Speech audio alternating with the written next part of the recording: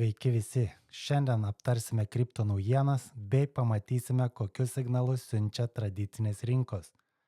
Pradėkime nuo ETF statistikos. BlackRock Bitcoin ETF dabar valdo net 2,55% visos Bitcoin pasiūlos, kurios vertė viršyje $55 milijardus.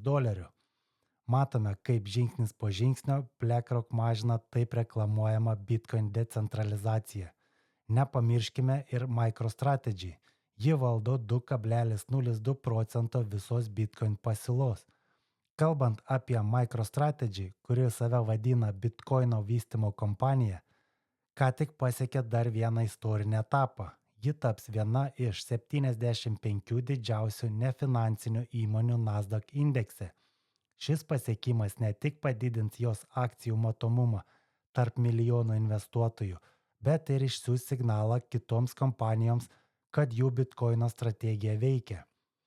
O JP Morgan praneša, kad Bitcoin kasėjai MicroStrategy siunčiamą signalą priėmė ir jie pereina prie naujos strategijos, nes po paskutinio halvingo kasėjams tapo sunkiau išlaikyti pelningą balansą. Todėl jie seka MicroStrategy pavyzdžiu ir dabar pradeda kaupti Bitcoiną. Vietoje to, kad jį parduotų ir iš gauto pelno finansuotų savo operacijas, kasėjai finansuoja savo veiklą skolomis ar naujų akcijų leidimu. Taigi burbulas tik didėja ir atrodo, bent jau man, kad visas pasaulis stumia visus turimus kazino čipsus ant Bitcoino kainos augimo. Bet mes žinom iš istorijos, prie ko toks neatsargumas priveda. Gerai, toliau turime naujienų iš Europos. Valor pristatė naują Hedera Physical Staking ETP, kuris bus prekiaujamas Euronext biržoje, didžiausioje Europos akcijų rinkoje su daugiau nei $6 trilijonais vertės turtu ir pirmaujančioje išvestinių priemonių prekybos srityje. Šis naujas produktas suteikia investuotojams galimybę tiesiogiai dalyvauti Hedera tinklo stakinge, tuo pačiu užtikrinant aukštą likvidumą ir prieigą tradicinėje finansų infrastruktūroje. Dar viena naujiena iš ETF rinkų. Rizikos draudimo fondai, kurie prekiauja Čikagos prekių biržos CME platformoje, pasiekė naują Ethereum short pozicijų rekordą.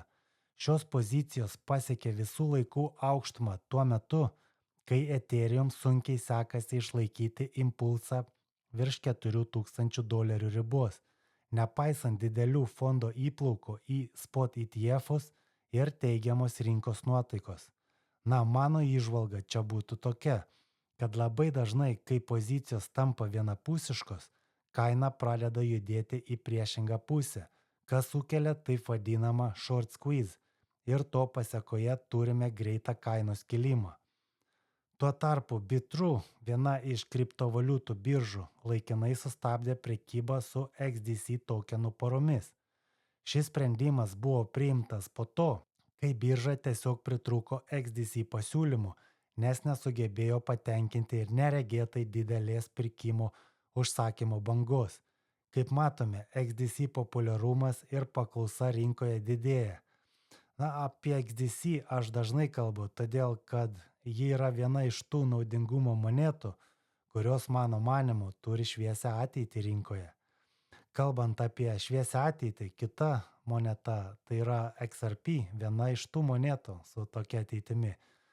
Elysiai pristatė JAV iždo vekselius tokenizuotus ant XRP ledgerio platformos.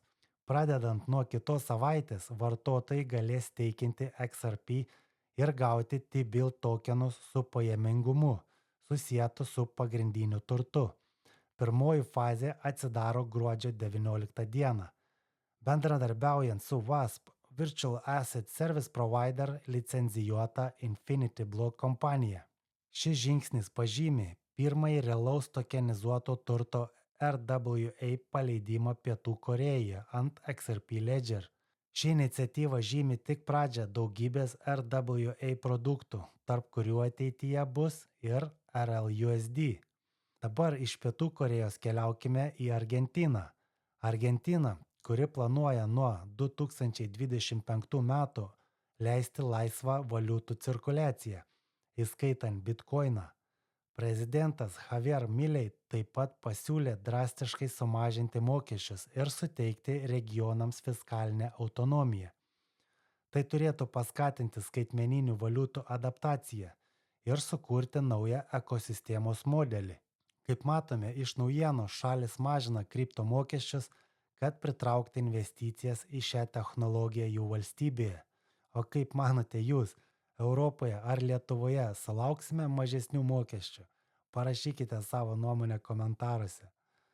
O dabar pažiūrėkime kelis grafikus iš tradicinių rinkų. Pirmas grafikas, kurį aš norėjau parodyti, rodo informuotų asmenų, įmonių vadovų ar insiderių pardavimus. Pažiūrėkime į šį grafiką.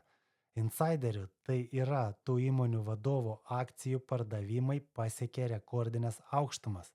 Pardavimų santykis smarkiai išaugo, kai S&P 500 indeksas pasiekė naujas viršūnes, o tai galėtų reikšti, kad korporacijų vadovai ruošiasi rinkos korekcijai.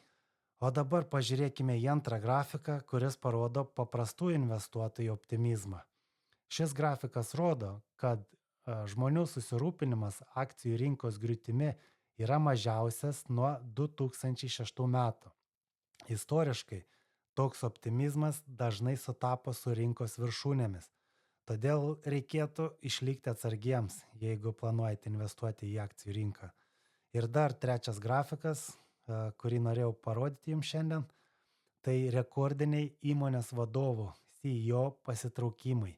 Įmonės vadovų CEO pasitraukimų skaičius taip pat rodo nerimą keliančią tendenciją. 2024 metai jau tapo rekordiniais dėl gausos skaičiaus vadovų, kurie palieka savo pozicijas.